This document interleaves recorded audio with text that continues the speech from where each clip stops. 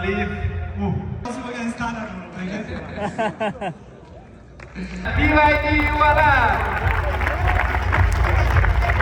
Siz nima? Ulug'bek aka, oldingi tadbirlarda nima yutgansiz? Qanotaga yetganmiz. Chet elga birga bo'lganmiz, adashmasam, Qatarda bo'ldik. Yaxshi.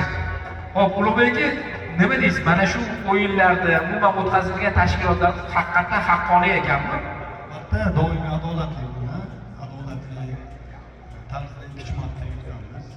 Yaxshi, bizni tanlaganingiz uchun, aksiyada ishtirok etganingiz uchun, hamkorlik uchun sizga alohida minnatdorchilik bildiramiz. Sovg'alar muborak bo'lsin, xayrli bo'lsin. Mana bu olqishlar siz uchun.